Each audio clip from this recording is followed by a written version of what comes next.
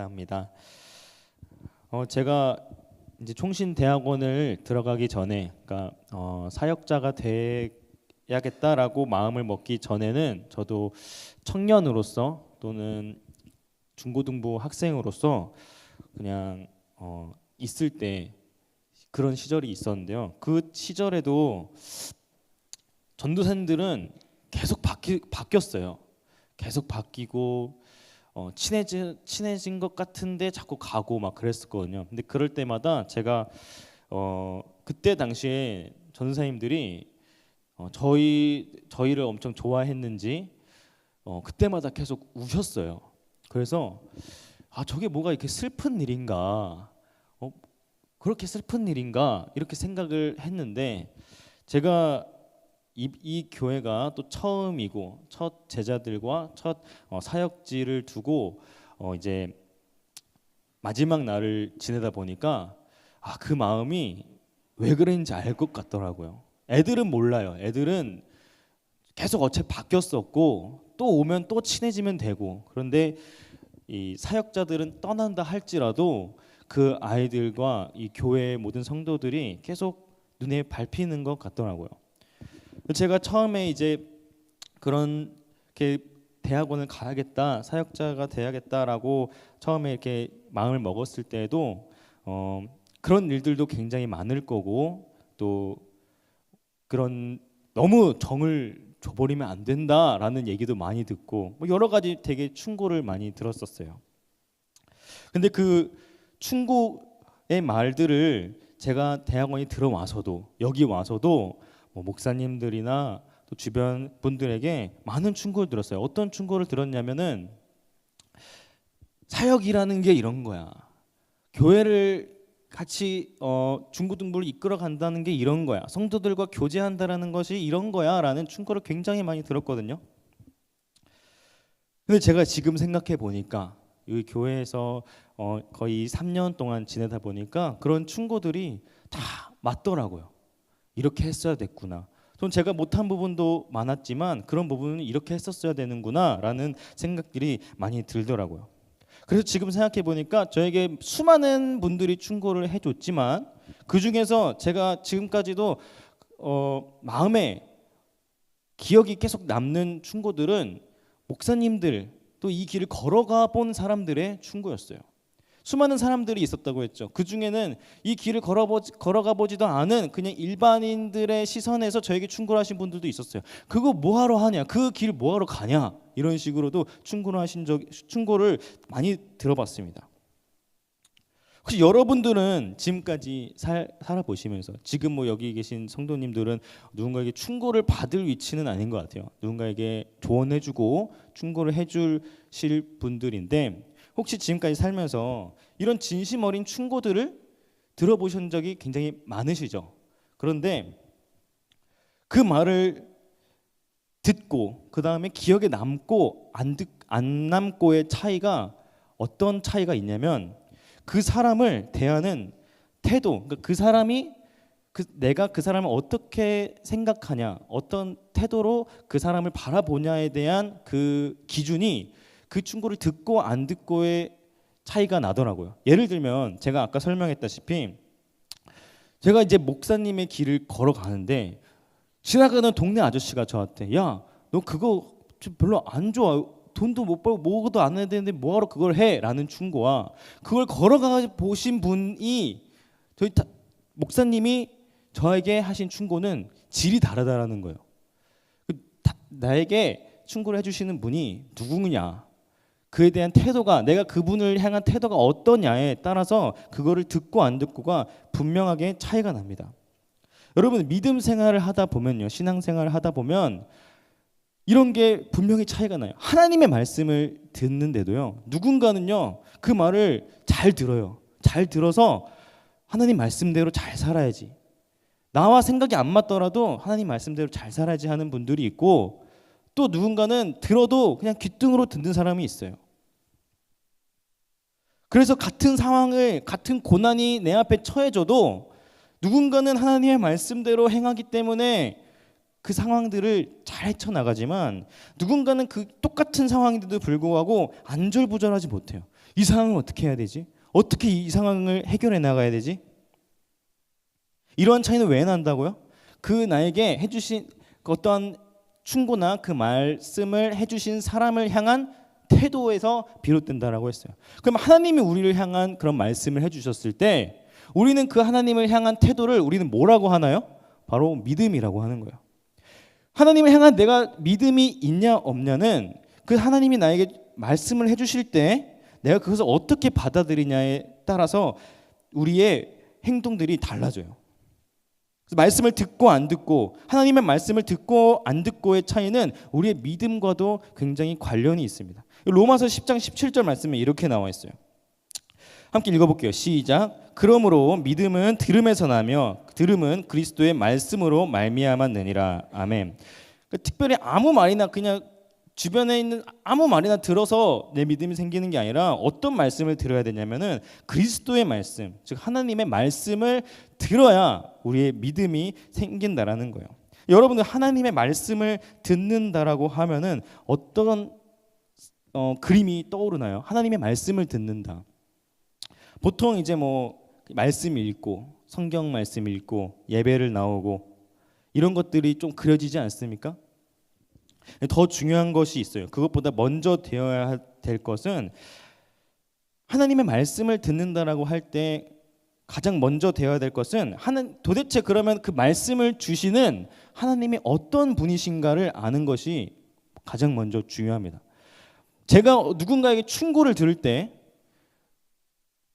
그 사람이 어떤 사람인지를 아는 게 가장 중요하듯이 그 사람이 만약에 목사님이든 그 사람이 목사님이면은 이 목사님이 이러한 길을 걸어오셨고 이렇게 사역을 하셨으니 내가 그 말을 듣는 것이 마땅하구나라고 알 수 있는 거예요. 근데 그 사람을 알고 보니까 목사님도 아니고 그냥 동네 아저씨야. 그럼 제가 그 말을 잘 듣겠어요? 안 듣겠어요? 잘 안 듣겠죠. 목사님이 말하는 것보다. 마찬가지예요. 우리가 하나님의 말씀을 듣는다 그럴 때 단순히 그냥 하나님이 나의 신, 나의 위대하신 분, 나의 구원자 이걸 떠나서 정말 하나님이 어떠한 분이신지를 아는 것이 먼저라는 거예요. 그래서 오늘 본문을 보시면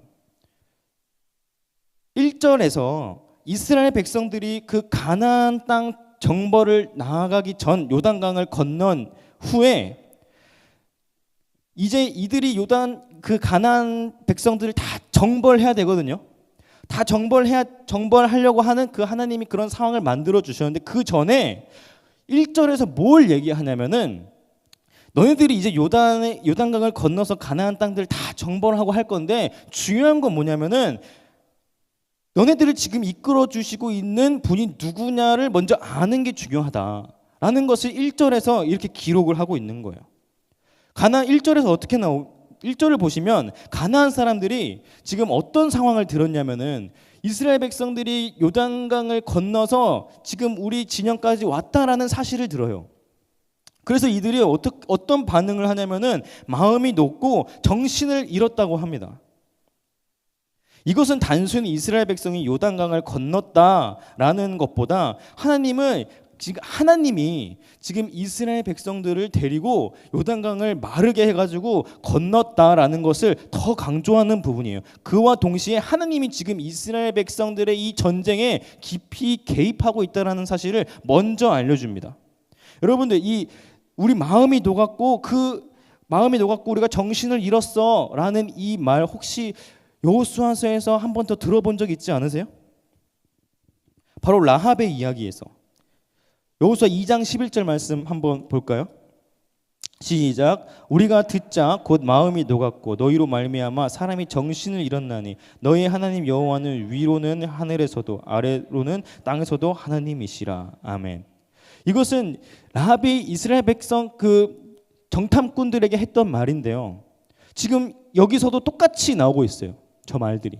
그 의도가 무엇이냐면은 지금 라합의 그 이스라엘 백성들의 정탐꾼을 보내면서 거기를 점령하고 그리고 지금 이 상황에서 이스라엘 백성들을 지금 이끌어서 요단강을 마르게 해서 지금 건너게 하게 해주신 분이 지금 누구라는 거예요? 바로 하나님이시라는 거예요.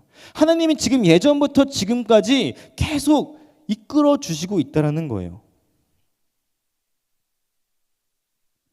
그래서 이 하나님의 행하심을 그 요단강을 건너 가나안 땅을 정벌하기 전에 이 여호수아서를 읽는 독자들에게 하고 싶은 이 의미는 무엇이냐면은 이스라엘 백성들이 이 땅을 건너서 저 땅을 다 점령할 건데 그 전에 뭘 알아야 되냐면 하나님이 지금 이 일을 행하고 있다라는 것을 이 저자가 우리들에게 의미하는 의미예요. 하나님께서 이스라엘 땅에게 땅을 주셨다면은 결국에는 하나님께서 약속하신 그 조건이 성취될 것이다. 지금 이 일은 하나님이 계획하고 하나님이 끝낼 거다라는 것을 계속 강조하고 있는 것입니다. 하나님이 요단강을 건너게 하셨고 하나님이 그 땅을 약속하셨고 그래서 그 땅을 쉽게 점령할 수 있는 상황을 지금 다 만들어 놓으셨다라는 거예요. 하나님이 이미 판을 다 깔아 놓으셨다라는 거예요. 이것이 바로 하나님이 일하는 방식이라는 거예요. 그것을 먼저 알려주신 거예요. 우리들에게. 지금 가나안 땅을 정벌할 건데 이미 하나님이 다 깔아 놓으셨어. 여러분 우리의 삶에서도 마찬가지입니다. 우리를 향한 하나님의 약속이 있다면요. 그것을 성취해 나갈 것이라고 하나님이 약속해 주셨다면 하나님은 우리보다 앞서 그 판을 다 깔아놓으실 분이라는 거예요. 우리는 그것을 마치 라합이 이스라엘 백성들에게 이야기한 것처럼 우리는 알 수도 있고 미리 알 수도 있고 모를 수도 있어요. 그러나 중요한 건 뭐냐면 우리가 알든 모르든 간에 하나님이 이러하신 분이라는 거예요. 하나님이 우리에게 약속하신 그것이 있다면은 이미 판을 다 깔아놓으셨다라는 거예요. 그래서 우리가 어떻게 행동을 해야 되나? 우리는 어떻게 해야 되나? 우리는 어떻게 살아야 되나? 라고 고민하기 전에 하나님이 어떠한 분이신지를 알게 되면 자연스럽게 우리의 행동이 나타나게 되어 있습니다. 그것을 위해 여호수아 저자는 5장 1절에서 중요한 기적을 나타내기 전 5장 1절에서 이것을 기록한 것입니다.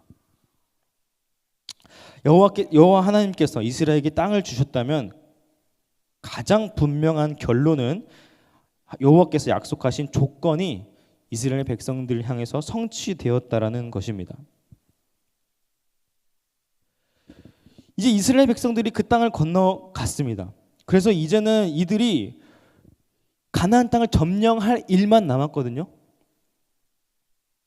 지금 바로 이제 진격해서 이 앞에 있는 눈앞에 있는 가나안 땅들을 다 점령할 일만 남았어요. 객관적으로 보면요, 지금이야말로 이제 하나님께서 약속하신 그날을 맞이한 거예요. 이들에게는 더 이상 지체할 일이 없어요. 이것보다 확실한 게 어디 있어요? 하나님이 요단강을 마르게 하셔서 이제 가나안 땅을 왔는데 이것보다 정말 완벽한 약속은 없어요. 이 완벽한 성취는 없어요. 완벽한 증거도 없습니다. 그래서 이제는 이 이스라엘 백성들은 이제 됐다. 이제 그것을 결정하고 이제는 진군할 일만 남았습니다. 사실 이 이스라엘 백성들은요, 오늘 본문에서도 나왔지만 이들이 지금 가지고 있는 거는 별로 없어요. 그리고 심지어 이들은 40년 동안 광야를 헤매다가 온 백성들이에요. 무기도 그 가나안 땅에 있는 가나안 족속들에 있는 거기에 있는 무기들보다 이스라엘 백성들이 가지고 있는 무기는 더욱더 안 좋았어요. 상황도 안 좋고 체력도 없고 40년 동안 광야를 헤매왔기 때문에. 그럼에도 불구하고 하나님께서 그 땅을 약속하셨고 요단강을 마르게 해가지고 딱 건넜으면은 이제는 진짜 이거는 이젠 됐어 이제 거기만 점령하면 돼라고 이들은 생각을 했을 거예요. 이걸 이성적으로 생각해 보자면 우리가 이스라엘 백성들이라고 생각해 보세요. 이렇게 생각하지 않겠어요?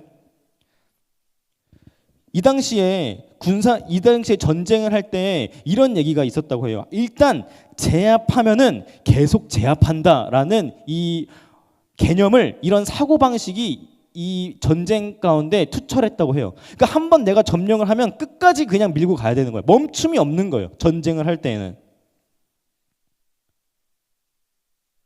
그래서 우리는 이성적으로 생각을 해보면 이제는 우린 건넜기 때문에 갈 일밖에 안 남았거든요. 멈추면 안 돼. 그런데 그 상황에서 하나님께서 뭐라고 이야기하냐면 오늘 2절 보면은 이렇게 이야기합니다. 여호수아에게 너는 부싯돌로 칼을 만들어서 이스라엘 자손들에게 다시 할례를 행하라고요. 여러분, 할례를 행하면 거를 수가 없기 때문에 이거는 군대가 무력해지는 상황밖에 되지 않아요. 이스라엘 백성들은 또한 여호수아는 이해가 안 될 거예요. 우리의 이성으로는 전혀 이해할 수가 없는 상황이거든요. 아니 일단 제압을 했으면 끝까지 제압을 해야 되는데 지금까지 전쟁을 했을 때 그래 왔었고, 그리고 여기서 멈출 이유가 없다 이거예요. 우리의 생각은 그래요. 이스라엘 백성들의 생각도 그랬을 거예요. 왜 멈춰야 돼? 왜 여기서 이렇게 해야 되지? 말이 안 돼요. 그러나 하나님은 이 이스라엘 백성들에게 할례를 행하라고 이야기합니다. 그래서 결국에는 여호수아는 이 백성들에게 할례를 행합니다. 근데 더 중요한 건 뭐냐면 할례를 행한 게 중요한 게 아니라 왜 행했냐라는 것이 되게 중요해요. 왜? 여호수아가 왜 행했는지를 4절에서 7절 말씀을 보면은 이 할례를 왜 했는지 나와 있습니다. 간략하게 설명하자면 당시 애굽에서 나온 첫 세대 사람들은 모두 광야에서 죽었거든요. 그 죽은 사람들은 할례를 받은 사람들이었어요. 할례를 받았음에도 광야에서 죽었어요. 그러면은 지금 이 여호수아가 데리고 있는 이 자손들은 할례를 받았을까요? 안 받았을까요? 아직은 안 받았어요. 근데 할례라는 것이 여러분들 다 아시겠지만 여호와의 백성으로서 언약 백성이라는 것을 증거하는 거잖아요. 하나님의 백성이라면 할례를 받아야 돼요. 근데 이들은 부모님은 할례를 받았는데 죽었어. 그리고 이들은 할례를 받지 못했어요.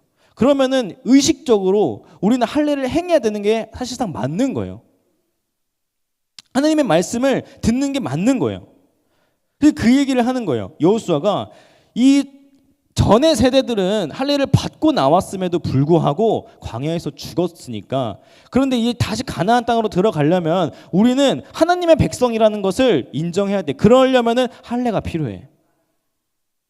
하나님이 그렇게 명령하신 거예요. 그래서 여호수아는 이것을 하는 이유가 뭐였냐면 아브라함의 자손으로서 그에게 약속하신 모든 땅을 주실 것과 또한 하나님이 아브라함에게 함께 하셨던 것처럼 우리와도 함께 하신다는 사실을 믿어야 함을 이들에게 가르치기 위함이었어요. 하나님이 아브라함과 함께 했던 것처럼 우리와 함께 하실 거야. 더 중요한 거는 이겁니다. 할례를 받는다고 해서 저절로 이 땅을 차지한다라는 것이 아니라 하나님의 말씀을 온전히 믿고 순종해야 된다라는 것을 더 강조하는 거예요. 그러니까 할례를 받고 안 받고의 차이, 그걸 더 넘어서서 하나님의 말씀을 듣냐 안 듣냐가 더 중요한 거라는 거예요. 여러분, 구약 시대의 사람들은 뭘로 구원을 받았을까요? 율법으로 받았을까요? 율법을 지키면 구원을 얻었을까요? 아니에요. 구약 시대 사람들도요, 율법이 있었지만 율법으로 구원을 얻는 게 아니라 하나님이 예언하신 말씀을 믿으면서 구원을 얻은 거예요. 율법은 그 구원을 이루게 하는 하나의 수단이 되었던 거지. 그러면서 지금 우리 시대는 예수님이 그 율법을 폐기하시고 예수님을 믿음으로써 우리가 구원을 얻었잖아요. 그때는 예수님이 이제 오실 것이다, 그 메시아의 말을 믿음으로써 구원을 얻었다라는 거예요. 구약 시대에도 마찬가지. 구약 시대에서의 율법의 목적은요, 그리스도께서 오시기 전까지 그리스도 안에서 구원의 소망을 주기 위함이지 이것이 구원의 조건이 될 수가 없어요. 그래서 할례보다 더 중요한 것은 이거를 하냐 안 하냐가 중요한 게 아니라 하나님의 말씀을 듣냐 안 듣냐, 이것을 우리가 순종하냐 안 순종하냐가 더 중요한 거예요. 따라서 구약 시대에도요, 하나님의 예언과 예표에 의한 메시아의 약속을 믿음으로써 구원을 얻었다라는 사실이에요. 이것이 본문에서 지금 드러내고자 하는 것이에요. 할례를 의식으로 행했다라는 것이 아니라 할례를 믿음으로 행했다라는 거예요. 그래서 결국에는 이 이스라엘 백성들이 가나안 땅을 향한 여정은 이들의 이성으로 이것을 정벌하고 하는 것이 아니라 이들은 믿음으로 정벌해야 된다라는 거예요. 여러분, 이스라엘은 이 땅으로 진격해 오는 것이 애초에 군사 작전이 아니에요. 하나님의 약속을 받기 위한 여정이었습니다. 그러한 여정은 하나님께서 요구하시는 것에 충실해야 된다라는 것을 성경을 통해서 알려주고 있는 거예요. 그리고 하나님을 믿고 따르는 것은 하나님의 우선순위를 우리의 우선순위보다 더 삼아야 된다라는 것을 알려주고 있는 것입니다. 여러분, 다시 말하지만 이스라엘 백성들의 이 여정은 믿음의 여정이었어요. 아무리 우리 이성적으로 지금 이게 맞고 이게 틀리고도 우리가 판단을 할지라도 이성보다 더 중요한 것은 믿음이라는 거예요.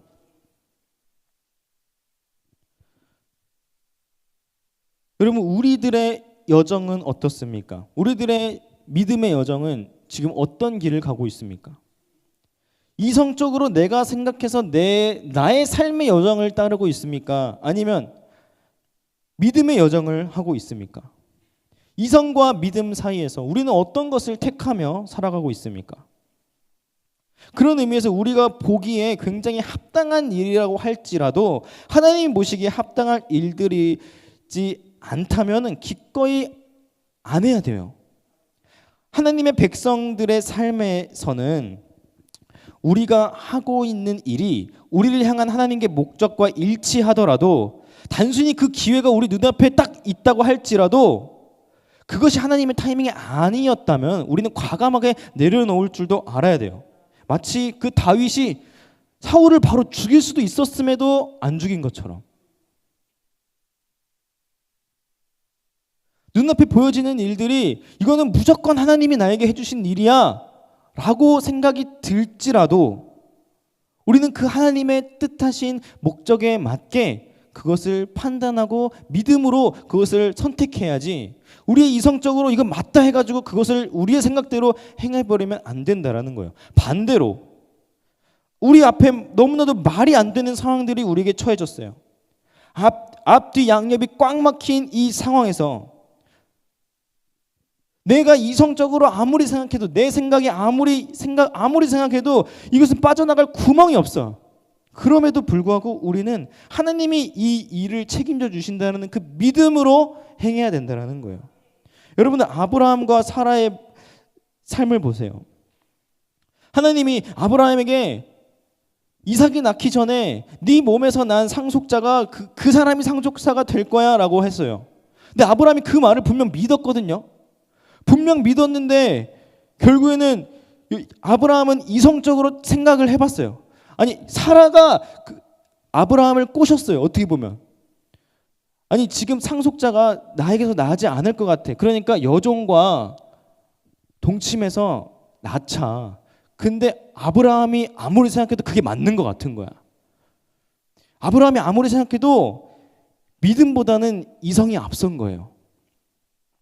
하지만 하나님은 어떻게 하셨어요? 결국에는 사라를 통해서 이삭을 낳지 않으셨습니까? 그럼에도 불구하고 하나님은 우리가 앞뒤가 꽉 막힌 상황에서도요, 하나님이 원하시는 게 있다면 결국에는 이뤄내십니다. 우리의 이성적으로 이거는 아닐 거야, 이거는 안 돼, 이 상황이 어떻게 변하겠어, 이 상황이 어떻게 해결이 되겠어라고 우리는 그렇게 생각할 수 있어요. 아브라함처럼 하나님 나한테 직접 얘기를 했음에도 불구하고 우리는 그렇게 생각할 수도 있거든요. 근데 하나님은 절대 아니에요. 하나님은 어떻게 해서든지 하나님이 계획하신 것이 있다면 그것을 어떻게 해서든지 성취해 나가십니다. 여러분, 우리의 삶의 여정은 하나님의 약속에 근거한 믿음의 여정이 되기를 소망합니다. 우리의 삶의 여정이 우리의 생각대로 우리의 이성대로 나아가며 하나님을 실망시켜드리지 않았으면 좋겠습니다. 저도 마찬가지였어요. 대학원을 제가 늦은 나이는 아니지만 동기들에 비하면은 한 중간쯤이에요. 근데 제가 대학원을 들어오기 전에 한 4년 정도를 그 시간이 있었어요. 저는 그 준비하면서 굉장히 원망과 불평을 굉장히 많이 했습니다. 왜 나는 그냥 빨리 들어가서 빨리 끝내고 목사하면서 빨리 받고 그냥 빨리 했으면 딱 좋은데 왜 이렇게 안 되는 걸까? 왜 이렇게 막혀 있는 걸까? 왜 이렇게 돌아가는 걸까? 라고 생각을 많이 했거든요. 지금 와서 보니까 그것이 정말 잘 된 길이구나. 하나님이 다 목적과 이유가 있었겠구나라는 생각이 들더라고요. 그런 여러분들도 우리가 여호수아의 이 말씀을 통해서 하나님이 우리를 향한 약속, 또 하나님이 우리를 향한 계획이 분명히 있고 그것을 하나님께서 어떻게 해서든지 성취해 가시고 책임지신다라는 사실을 우리가 본문을 통해서 깨닫기를 소망합니다. 그래서 오늘 5장 말씀 1절에 그것을 먼저 기록한 거예요. 하나님이 이러한 분이야 먼저. 근데 우리가 그러면 그 하나님을 이제 믿고 따라갈 일만 남았다. 우리의 생각보다. 그런 믿음의 여정을 걸어가는 성천교회 성도님들이 되시길 기도하고 소망합니다. 기도하겠습니다.